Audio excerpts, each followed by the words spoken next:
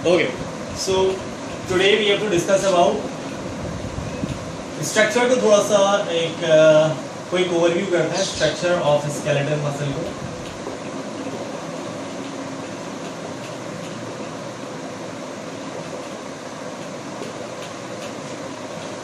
What is the basic unit of muscle? क्या था basic unit muscle का, बताते जाओ सब.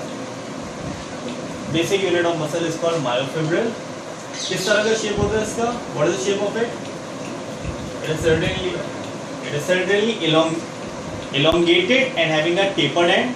And what we call the unit of myofibril. Myofibril के unit को क्या कहते हैं? Or how we can separate the sarcomere? Yes. Okay. So why skeletal muscles are called striated in nature? Because it contains dark bands and light bands. Okay, so here we are drawing the light bands. ठीक है, and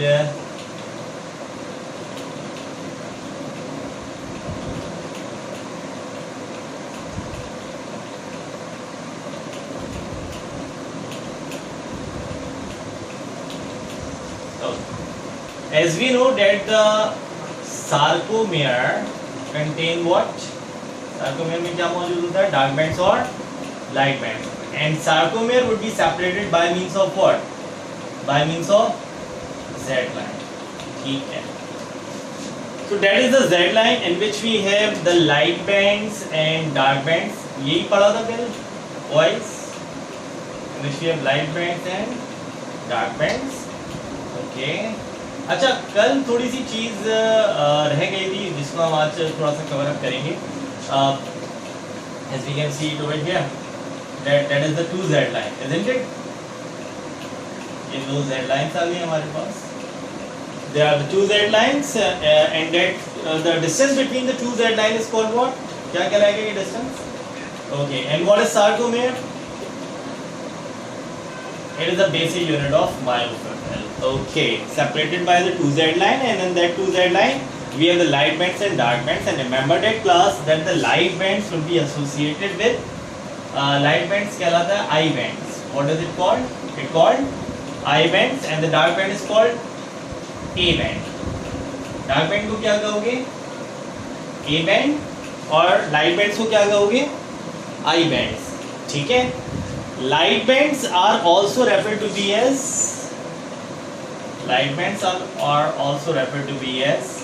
actin. क्या कहला रहा है ये?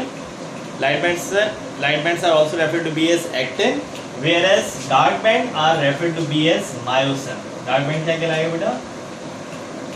Myosin. अब एक चीज याद रखना कि ये एक myosin जो होता है ये एक बड़ा स्ट्रक्चर होता है. ठीक है, देख रहे हैं?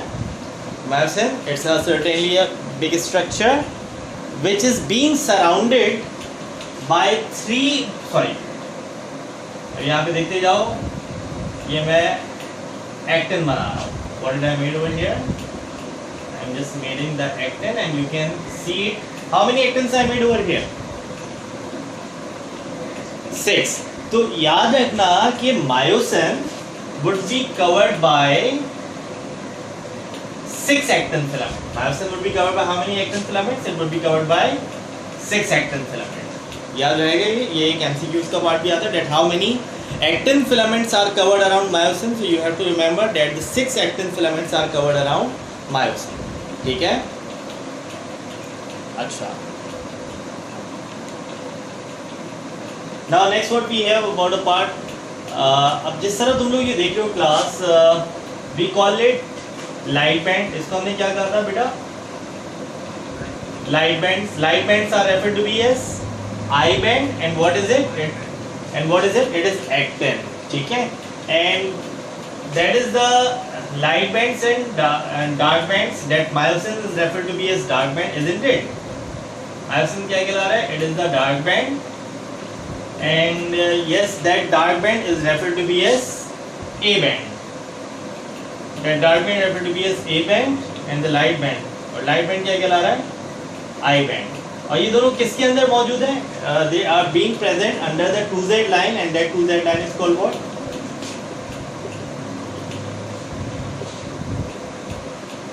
they are being present under the 2Z line, and that is called what? That is called sarcomere. And let's see it over here. ये जो तुम लोग को दिख रहा है यहाँ पे, मतलब 2Z लाइन में से तुम लोग को जो मायोसिन का एक्सपोजर दिख रहा है, ये वाला मैं देखो दूसरे मार्कर से उसको इंडिकेट करूँ. देखो ये मार्कर एक्सपोज हो रहा है तुम लोग को वीडियो में. कहाँ? बहुत हल्का. चलो जो भी है अभी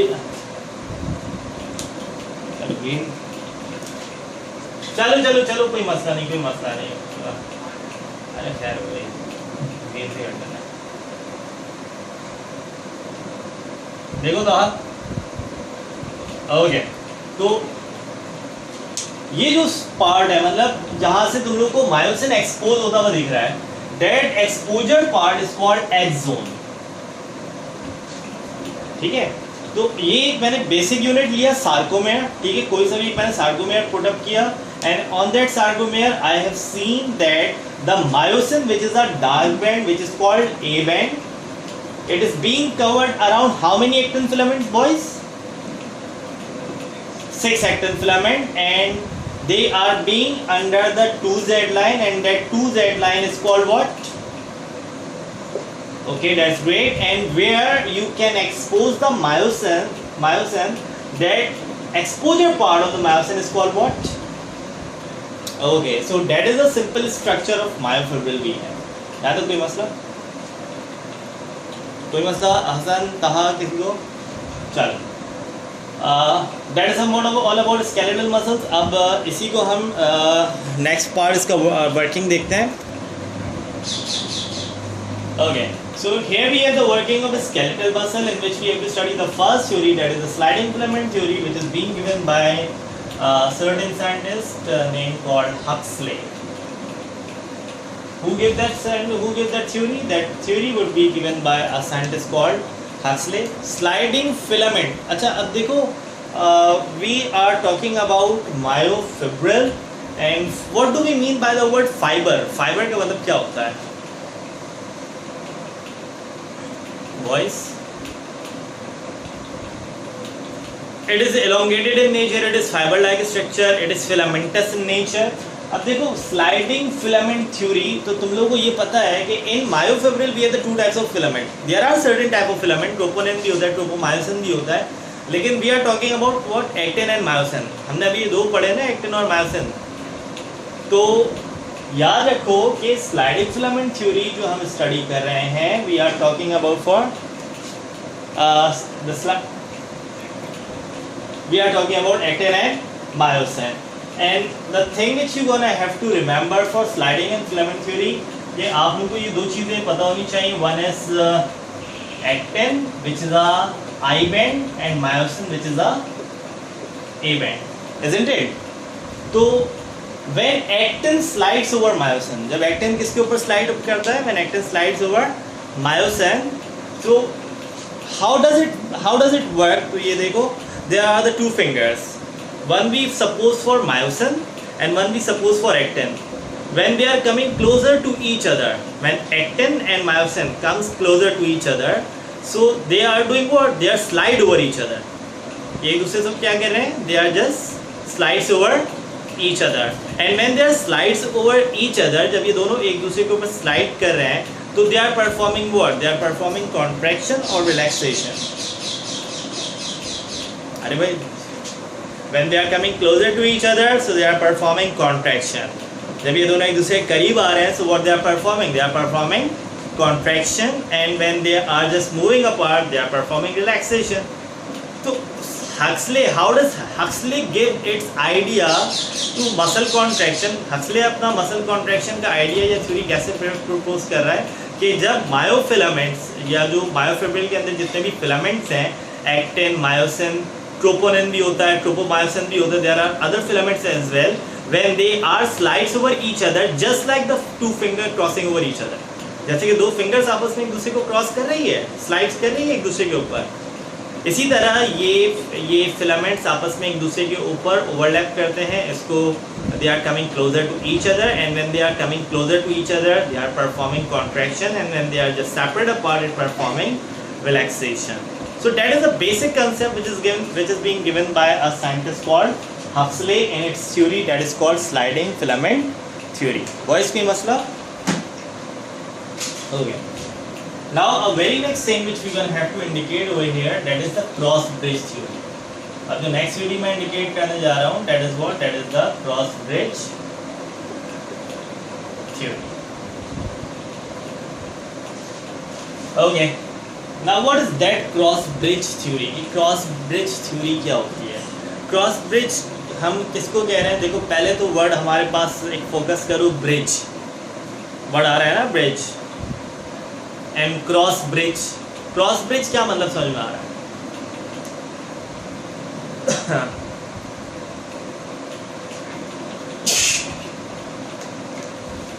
हाँ बोलो.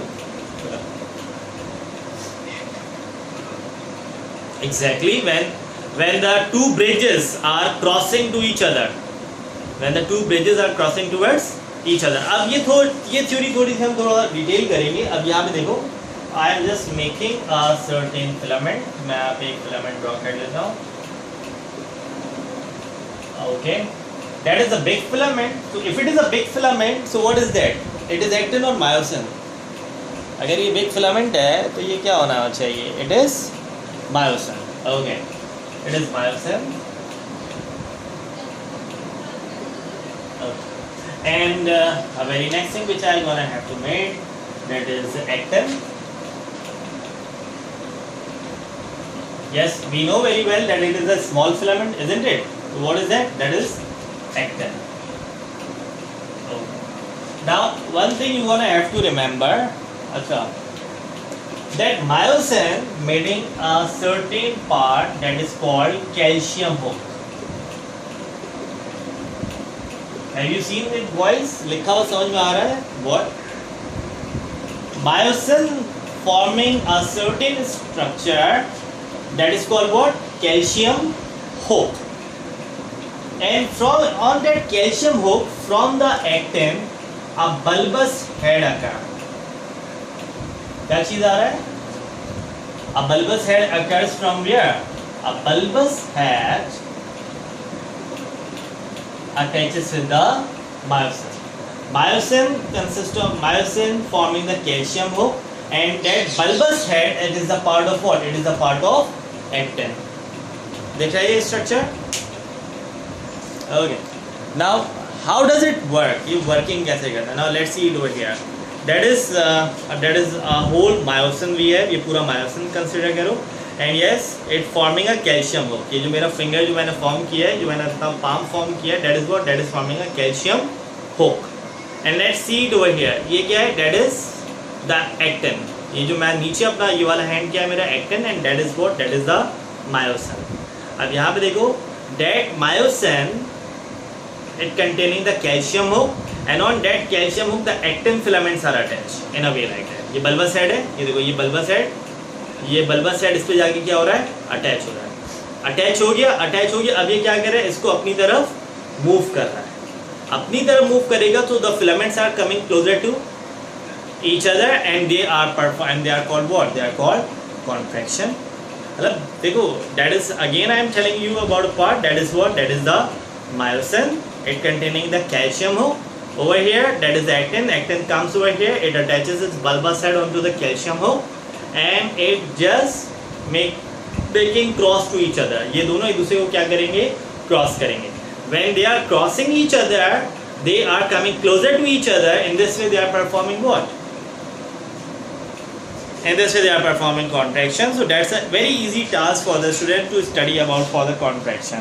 Now, let's see it over here. अब contraction के बारे में हम देखते हैं. तो contraction में क्या हो रहा है class? What happening to the contraction? That we can see that is the myosin. On that condition, it is being attached, and when it have to perform the contraction, you can see it over here.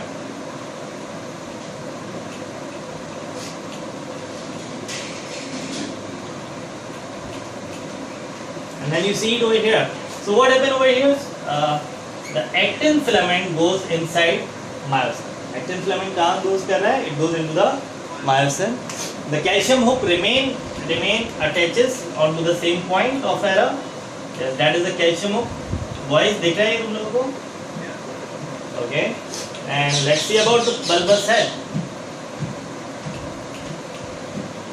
So as you can see, the bulbous head onto the first diagram, it is being just moving from left to right. और अब यहाँ पे देखो ये किस तरह move कर रहा है, लेफ्ट टू राइट, मतलब यहाँ से कहाँ पे जा रहा है, लेफ्ट से राइट की तरफ जा रहा था, ठीक है। मतलब इसकी क्रॉसिंग क्या थी, ये थी, अब ये क्या हो रहा है, it just moving towards like that, just you can see it over here. पहले इसकी क्रॉसिंग इस तरह थी, अब जब दो फिलामेंट्स आ गए, मतलब they are crossing towards each other, so they are performing in a way like that. तो ये कंडीशन तरह से याद रखना कि when it performing contraction, the bulbous head changes its position by which the actin crosses the myosin. जिसकी वजह से actin किसको क्रॉस कर रहा है, myosin को क्रॉस कर रहा है।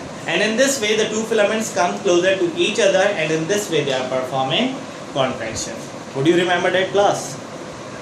Okay, now very next topic which we gonna have to target, that how does relaxation occur? Relaxation कैसे हो सकती है इसमें? How does relaxation occur? हाँ क्या वो क्या कर देगा, कैल्शियम हुक छोड़ देगा तो बल्बस हेड निकल जाएगा, मतलब इनकी अटैचमेंट खत्म होगी तो रिलैक्सेशन होगी। दैट इज द पॉइंट कि अगर ये दोनों पार्ट अगर अटैच हो रहे हैं, एक्टिन और मायोसिन अटैच हो रहे हैं by means of calcium hook and bulbous head, so they lead to perform contraction। और ऐसा नहीं है कि contraction खत्म हो जाएगी तो ये वापस अपनी पोजीशन में आ जाएंगे। How does it come towards its position? By means of detachment. I'm just making it over here। थोड़ा सा देखना, अगर मैं relaxation के बारे में बात करूँ, so how does the relaxation occur? Relaxation कैसे हो रही है? You can see it over here. The attachment leads to contraction. Contraction किसकी वजह से हो रही है? By means of what? By means of attachment. Now what if I am talking about for relaxation? Relaxation occur by detachment. Detachment of what beta? Detachment किसकी? Detachment of calcium hook and bulbous. ना calcium hook and bulbous head. ठीक है? तो remember that when calcium hook and bulbous head breaks, for relaxation calcium hook and bulbous head breaks, and we know very well when the calcium hook and bulbous head breaks, so the filaments attachment would be gone। मतलब जब इनके पास जो इनको attach किया हुआ है part, वो part ही अगर डिटैच हो जाए, वो या वो पार्ट टूट जाए, तो इनके दरमियान अटैचमेंट नहीं रहेगी, जिसकी वजह से ये अपने पोजीशन में दोबारा से क्या होंगे, वापस आ जाएंगे। तो remember one thing, that how does the relaxation or detachment occur? By means of when the calcium hook and bulbous head breaks, the actin and myosin come back to its original position, and that is called what? Relaxation. Would you remember that class?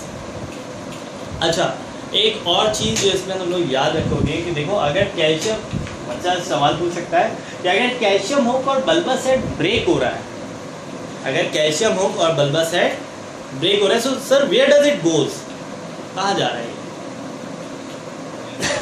Sarcopenia, we can call it when calcium hook and bulbous head breaks and moves into sarcoplasm.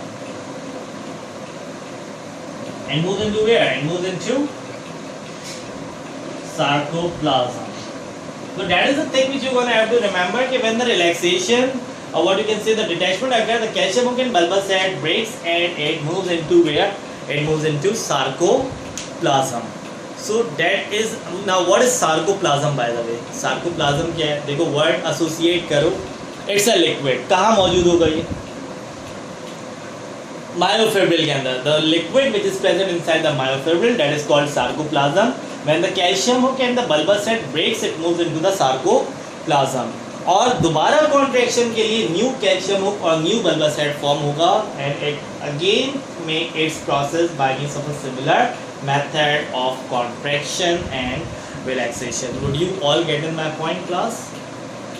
अच्छा, now what next कि ये जो contraction हो रही है ये कितने percent है, मैंने बताया था अपनी ओरिजिनल क्लास में. Okay, that's very great, that's very great that this contraction which occurred is up to approx 35%. अच्छा, मैं अगर किसी बॉल को बहुत ज़्यादा फोर्सफुली प्रेशर से थ्रो कर रहा हूँ, just for example if I have to make a ball towards a proper batsman, मतलब मुझे अगर बॉलिंग करानी है किसी प्रॉपर बैट्समैन को, तो मैं उसको बॉल कैसे थ्रो करूँगा, स्लो करूँगा या फास्ट थ्रो करूँगा. और अगर किसी बच्चे को थ्रो करूँगा तो कैसे करूँगा, मतलब बहुत लाइटली थ्रो करूँगा, the throw would be very light. तो उन दोनों में कॉन्ट्रैक्शन रेट जो है वो मसल कॉन्ट्रैक्शन जो है या जो कॉन्ट्रैक्शन रेट है वो बढ़ेगा या कम होगा. मतलब अगर किसी प्रॉपर बैट्समैन को थ्रो कर रहा हूँ तो I have to throw a very fast ball, तो उससे कॉन्ट्रैक्शन रेट में कोई फ़र्क पड़ेगा या नहीं पड़ेगा. और अगर मैं किसी बच्चे को थ्रो कर रहा हूँ तो क्या उससे कॉन्ट्रैक्शन रेट में फ़र्क पड़ेगा? नो. तो there is no effect onto the contraction rate. The contraction rate remains same. Either you are throwing a ball to a proper batsman or either you are throwing a ball to a child. दोनों में condition में contraction rate constant रहेगा. Remember that the contraction rate would always remain constant. तो यहाँ पे सवाल आता है कि sir how does the ball would be thrown speedily to the proper batsman and lightly to a child? So that is being done by the activation of nerve impulse. जितनी nerve impulse जितने ज़्यादा myofibril को affect करेंगी उतने ज़्यादा myofibril working करेंगे और उतनी ज़्यादा थ्रो क्या होगी, फास्ट जाएगी. भाई मुझे अगर किसी प्रॉपर बैट्समैन को बॉल करनी है थ्रो बॉयज, तो मैं कैसे करूँगा, मतलब I have to make a run up, मैं एक रन अप लूँगा अपना और उसके बाद मैं थ्रो करूँगा. जो थ्रो होगी वो सर्टेनली फास्ट होगी. ठीक है, तो मेरे नर्व इम्पल्स जो हैं वो उतने ज़्यादा चार्ज अप होंगे, इज़न्ट इट. मेरे जो नर्व इम्पल्स है और जितने नर्व इम्पल्स मेरे मायोफिब्रिल को एक्टिवेट करेंगे उतनी स्पीड उतनी कॉन्ट्रैक्शन से मैं क्या करूँगा, बॉल को थ्रो करूँगा. लेकिन अगर मेरे सामने एक छोटा बच्चा है, मुझे उसको बॉल थ्रो करनी है, सो either I have to make a run up, नहीं मुझे रन अप लेने की ज़रूरत नहीं है. ओके, और जो मैं उसको बॉल थ्रो करूँगा, so my nerve impulse would making a certain less number of contraction. मेरे नर्व इम्पल्स ही जो मायोफिब्रिल को कॉन्ट्रैक्ट करेंगे, वो नंबर ऑफ मायोफिब्रिल क्या होंगी, क्लास कम होंगे. मायोफिब्रिल कम होंगे, नर्व इम्पल्स कम होंगी, कम नंबर ऑफ मायोफिब्रिल्स एक्टिवेट होंगे और कॉन्ट्रैक्शन क्या और जो स्पीड होगी बॉल की, जो कॉन्ट्रैक्शन होगी वो क्या हो जाएगी, जो स्पीड ऑफ द बॉल है वो क्या हो जाएगी, थ्रो जो है वो स्लो हो जाएगी. Isn't it? Remember that the foremost, the best factor which can affect the activity of अच्छा ये थोड़ा सा यहाँ पे देखो, I have to make this over here. ये वाला इस वाले पोर्शन में मैं लोग अब लेके चलता हूँ. Remember that कि the factors which affect the working of skeletal muscle. So here you can see that what are the factors which affect the working, factors affecting the working of, नजर आ रहा है तुम लोगों को, factors affecting the working of skeletal muscle.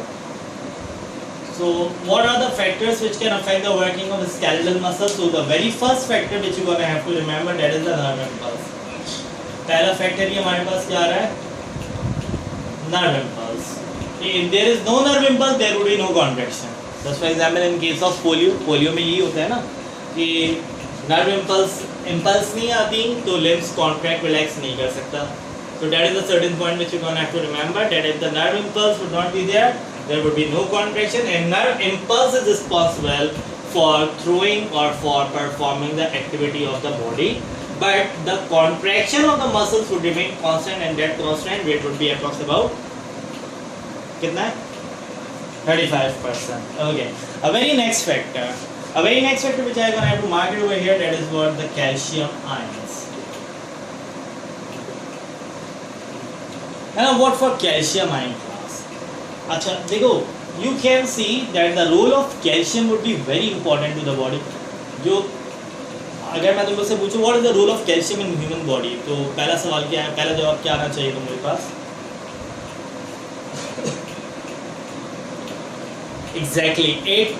Exactly. The very first point which you're gonna have to remember that if there is low amount of calcium we have in our body, so there would be a certain difficulty for nerve impulse, for transmitting the nerve impulse. क्योंकि nerve impulse जो transmit होते हैं उसके लिए कौन सा ions required होता है, हमें calcium ions required होता है. फिर उसके बाद जो second चीज़ आती है वो हमारी क्या होती है, the working of muscle. और उसके बाद जो थर्ड चीज़ आती है वो क्या होती है, that is about for the working of bones. So that is a certain point which you gonna have to remember up to the mark. Okay, if I am talking about for the calcium ions regarding the working of skeletal muscle, so calcium ion in working of skeletal muscle, it acting as a hook for the attachment of actin filament on its bulbous head. अच्छा, अब देखो calcium hook it provide a space for the actin to attach with the myosin and after that it performing the contraction. अब यहाँ पे अगर relaxation हो रही है तो हमें पता चल रहा है कि calcium hook जो है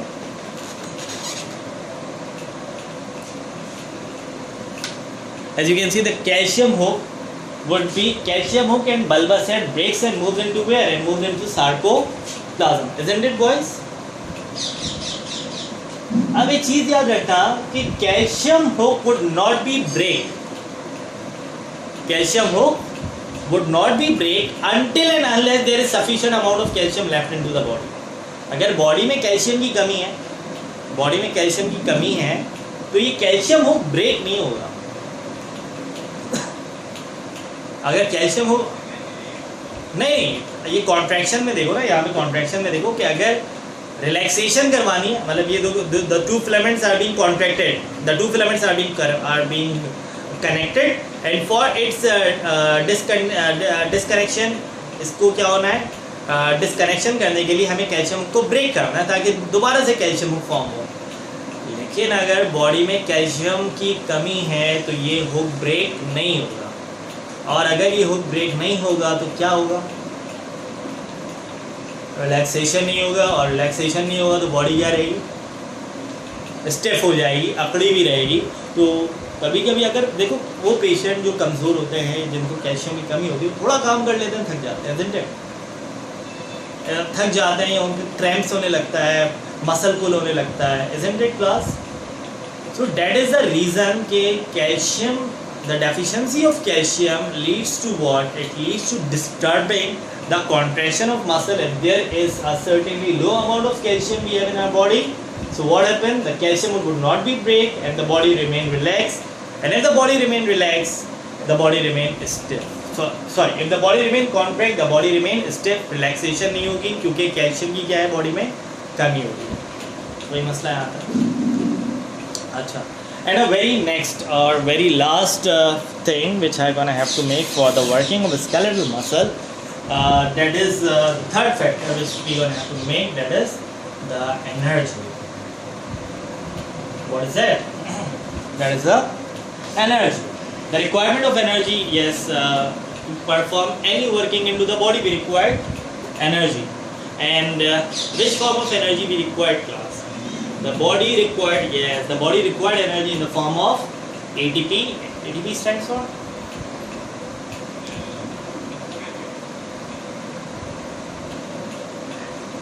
एडिनोसाइन ट्राइफॉस्फेट. ठीक है, एडिनोसाइन ट्राइफॉस्फेट ये क्या है? प्रोटीन है, लिपिड है, न्यूक्लिक एसिड है या कार्बोहाइड्रेट है? न्यूक्लिक एसिड है. कौन सा न्यूक्लिक एसिड है? मोनोन्यूक्लिक एसिड है, मोनोन्यूक्लियोटाइड है, डाइन्यूक्लियोटाइड है या फिर पॉलीन्यूक्लियोटाइड. It is mononucleotide. बहुत अच्छा सर.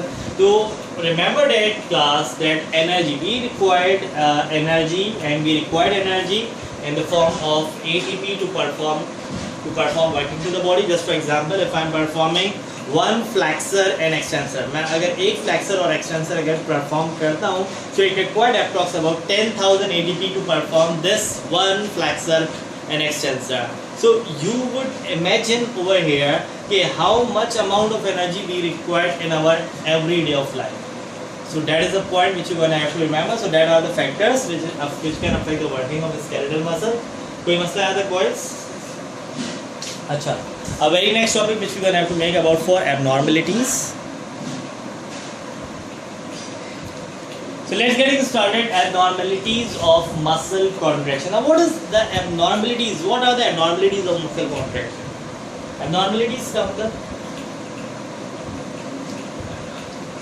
जब कोई मतलब नॉर्मल इफेक्ट से हट के अगर कोई कंडीशन हो. नॉर्मल इफेक्ट में हमें पता है कि पहले मसल्स को कॉन्ट्रैक्ट होना है फिर रिलैक्स होना है. लेकिन अगर मसल्स कॉन्ट्रैक्ट होने के बाद रिलैक्स ना हो so that is what, that is the abnormality. In the body remain stiff and the muscle would be remain pull. ठीक है, पुल क्या होता है? What do we mean by the word pull? Muscle pull. Pull क्या कहोगे? खिंचाव. अच्छा, पुल पुल लिखा होता है क्या करते हो? ये करते हो या फिर ये करते हो? खींचते हो. खींचते हैं, धकेलते नहीं है, खींचते हैं. मसल पुल मतलब पट्टों में खिंचाव, मसल्स में जो खिंचाव आने लग जाता है. What is the reason? Reason ये हुआ ना कि कॉन्ट्रैक्शन हुई, कॉन्ट्रैक्शन के बाद बॉडी रिलैक्स नहीं हो रही. रिलैक्स होने के लिए क्या रिक्वायर्ड है? We required calcium. अगर कैल्शियम की कमी होगी तो बॉडी तो एबनॉर्मल मसल कॉन्ट्रैक्शन होगा. And yes class, one thing you gonna have to remember कि अगर मसल्स में रिलैक्सेशन नहीं हो रही है तो उसकी वजह क्या है? What are the reason that there would be abnormalities of muscle contraction? A very first thing, a very first disorder which I am going to have to discuss, that is what? Tetany. You have also heard a word that is called tetanus. Have you heard that word? Okay, it's also a disorder. सुना है ना ये वाला word? Tetanus, and it would be occur by Clostridium tetani. Which bacteria is responsible to perform that? It would be performed by means of the bacteria that is called Clostridium tetani. अच्छा, ये Clostridium tetani body के अंदर कैसे आता है? कभी भी हमें कभी रोड में गिर जाते हैं तो उससे ये बैक्टीरिया, ये रोड्स वगैरह में, सॉइल वगैरह में बैक्टीरिया मौजूद होता है. अगर हम गिरते हैं सॉइल में, सॉइल सरफेस में गिरते हैं, ज़मीन में गिरते हैं, so that bacteria can enter into our body and makes a certain condition of tetany. तो इसमें जो कंडीशन होती है वो बहुत ज़्यादा सीवियर होती है. तभी कहा जाता है कि अगर जब भी गिरो या चोट लगे तो क्या करो? टेटनस का इंजेक्शन लगा लो, वाटर का इंजेक्शन लगा लो, ताकि आप इस सारी मतलब इसके आने वाली कंडीशन से आप बच सको. तो इसकी आने वाली कंडीशन क्या होती है? इसकी आने वाली कंडीशन बहुत ज़्यादा पेनफुल होती है. पेनफुल इन द सेंस कि इसमें जो मौत वाक़ई होती है उसकी जो कंडीशन होती है इतनी, अजान हो जाए इस बात में कंटिन्यू करना.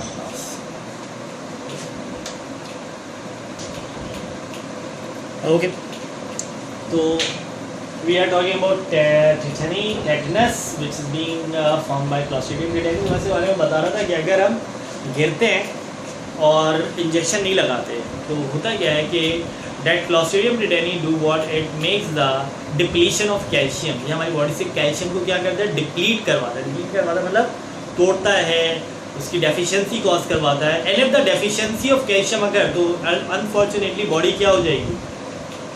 बॉडी स्टिफ हो जाएगी. मतलब इसकी जो कंडीशन होती है, जब इसका एंडिंग कंडीशन होती है तो इस पेशेंट की कंडीशन इतनी सीवियर होती है कि it can not move their hands, it can not move their fingers of their hand. तो it is being real hard for this patient to survive. तो तभी हम ये कहते हैं कि कभी भी अगर रोड रेज हो या फिर गिरते हो रोड पे, या कोई रोड एक्सीडेंट होता है, इस तरह से गिरते हो, तो टेटनस का इंजेक्शन फौरी रिकमेंड किया जाए. अगर कोई सर्टेनली रिलेटिव में भी अगर होता है तो just inform them to make a certain ये tetanus injection as soon as possible. जो वर्किंग ड्यूरेशन होता है, मतलब आप कितने मतलब एक होता है ना रेबीज़, जो रैबिट डॉग अगर किसी को काटता है, पागल होता है, किसी को काटता है, तो उसके कितने घंटे बाद रेबीज़ का इंजेक्शन लगाना चाहिए? 4 दिन बाद तो नहीं लगाना चाहिए ना, उसी दिन लगाना चाहिए, 24 से 48 घंटे के अंदर अंदर. ठीक है ना? इसी तरह इसमें भी है कि अगर पेशेंट जो गिरे हुए 4 दिन हो गए हैं तो फिर इंजेक्शन लगाने की ज़रूरत नहीं, 24 घंटे के अंदर अंदर लगा लो तो बेहतर है. 24 घंटे के बाद लगा रहे हो तो इसका नो यूज़ ऑफ इट, क्योंकि वो आप वैक्सीनेशन प्रोवाइड कर रहे हो।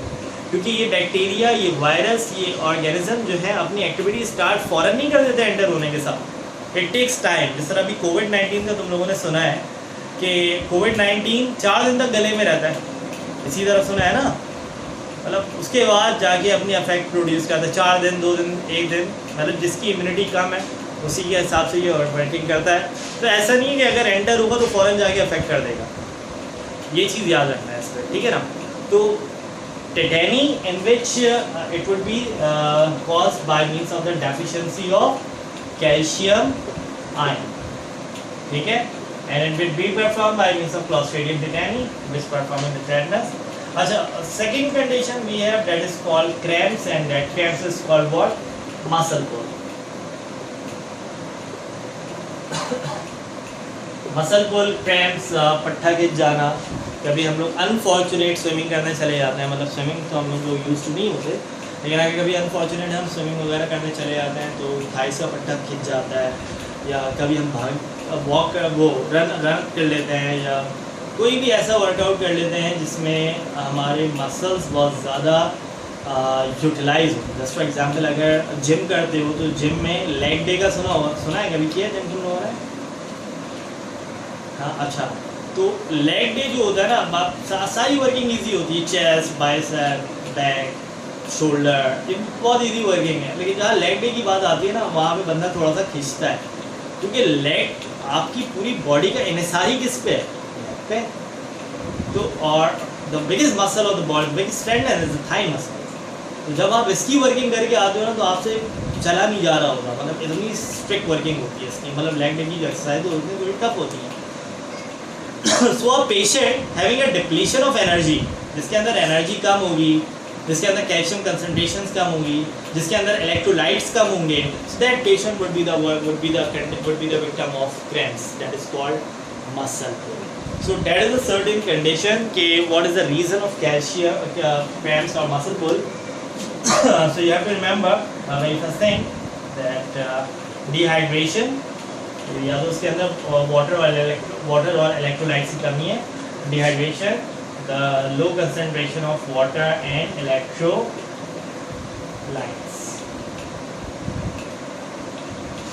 And a very next condition that is somewhat about for yes the low energy level.